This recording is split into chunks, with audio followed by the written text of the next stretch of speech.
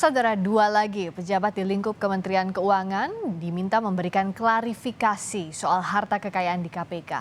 Apa yang bisa diungkap dari proses klarifikasi harta kekayaan pejabat tersebut kita bahas bersama Wakil Ketua KPK periode 2015-2019, Saud Situmorang. Selamat malam Pak Saud.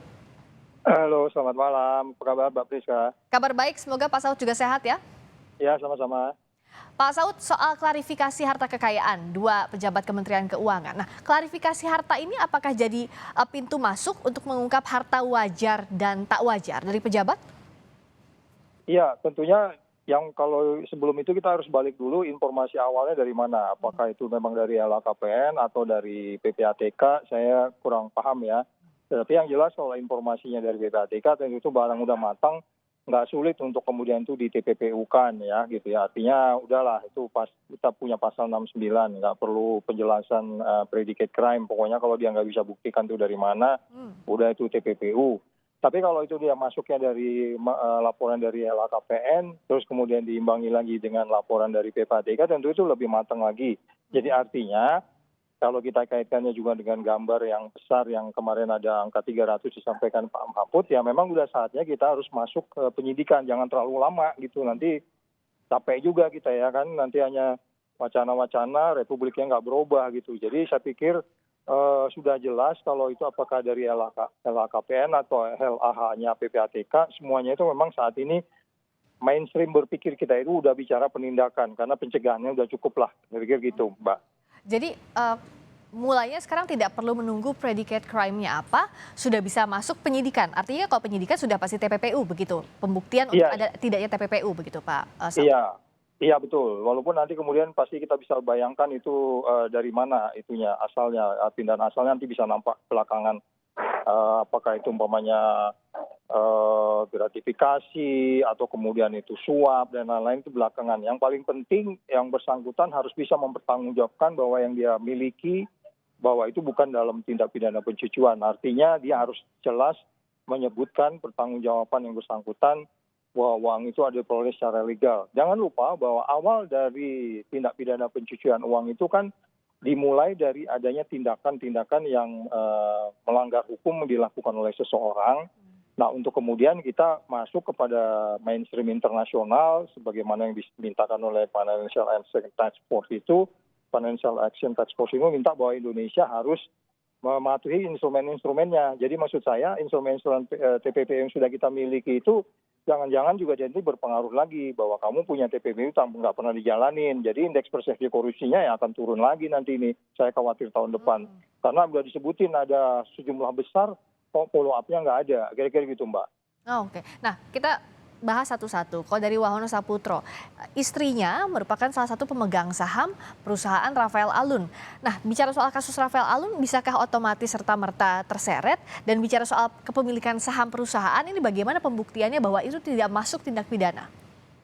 Ya, itu makanya saya pikir PPATK dengan di KPK bisa untuk memulai menyidik. Kita nggak boleh abuse juga.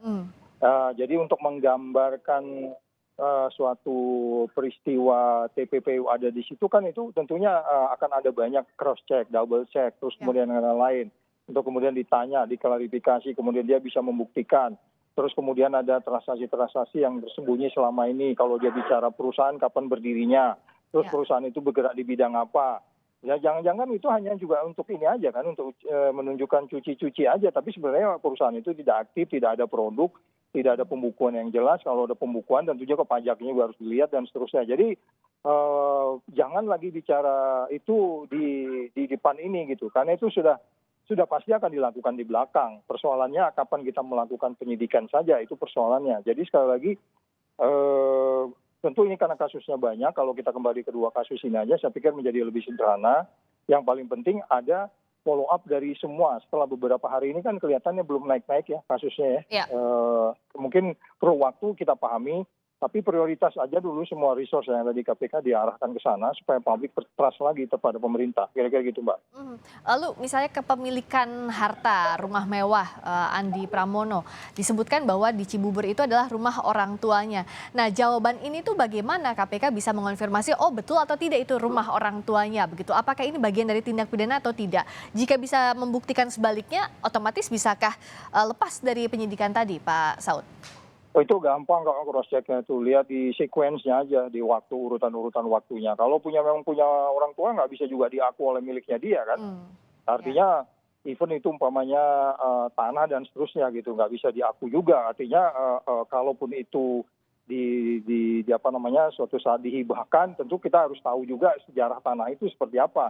Tanah itu memang dari awal punya orang tuanya, dan mungkin kalau memang dia bilang, oh iya ini ada suratnya orang tua saya yang beli, nah itu kita cek lagi kapan belinya orang tuanya, kemudian transaksinya seperti apa. Jadi itu soal nanti untuk mengurut satu persatu. Nggak mesti semua juga harus dikelirkan, tapi kita ambil saja umpamanya uang di safe deposit itu kan nggak bisa dipertanggungjawabkan. Itu aja dulu, baru masuk ke kasus lain. Kalau memang, karena memang kasusnya kan banyak. Tampil aja satu dulu, yang penting kan lakukan penyidikan. Jadi nggak usah semua dulu, nanti baru. Jadi bisa cepat gitu, Mbak. Jadi mana yang kira-kira berpotensi untuk bisa digali lebih dalam begitu Pak Saud ya? Jangan semuanya dulu dicoba disidik tapi malah memperlama proses penyidikan ini begitu? Iya, saya khawatir itu jadi pembenaran. Jadi ambil aja satu, kan kalau orang melakukan pembunuhan 10 kali kan nggak mesti 10-10-nya pembunuhannya muncul dulu. Satu aja pembunuhan di mana, kapan, dan seterusnya kan. Jadi pintu masuk kan dulu, ada kasus pidananya dulu ditetapkan begitu ya? Dimulai penyidikan. TPPU-nya jelas. Iya, satu dari aset yang ada aja nggak bisa diambil, yang paling simpel, yang paling gampang datanya, ya kan. Tapi kalau soal tanah tadi kan itu pasti ribut lagi. Bukan ribut, maksudnya masih panjang lagi.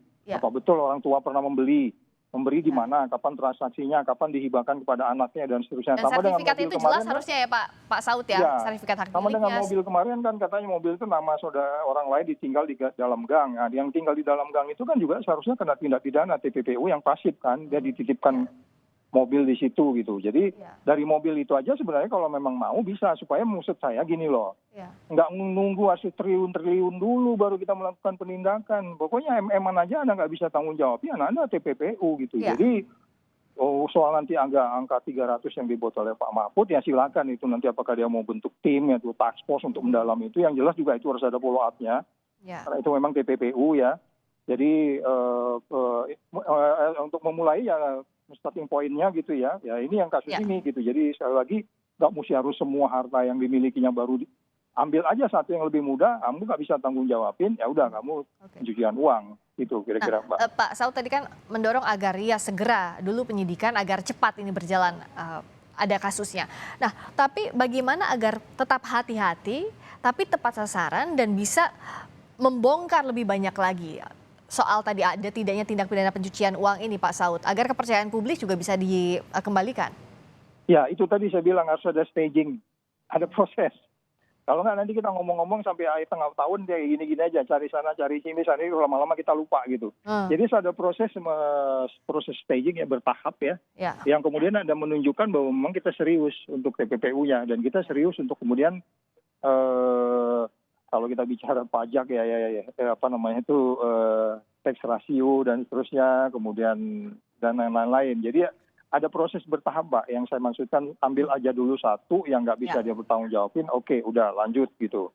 Baru masuk yang lain-lain nanti kan. Dan biasanya juga kan KPK begitu. Nanti masuk pencucian uangnya kan belakangan setelah dia nggak boleh ini gitu. Kalau dia korupsinya ketemu. Sekarang dibalik bahwa ini pencucian uangnya, baru nanti ketemu yang lain, diurut yang lainnya di depannya, bahwa dia pernah maksa seorang wajib pajak, bahwa dia pernah bla bla bla bla bla bla. Nanti itu kan semua orang-orang yang merasa pingin bersaksi kan akan bersaksi. Kira-kira gitu, Mbak. Oke, jadi harus jelas tahapannya, tegas agar bisa tuntas juga semuanya ini ya, tidak lama-lama, tidak terlalu lama akhirnya menguap begitu saja. Terima kasih. Ya, baik. Terima kasih Pak Saud Situmorang, Wakil Ketua KPK periode 2015-2019 telah bergabung di Sapa Indonesia Malam. Terima kasih Pak.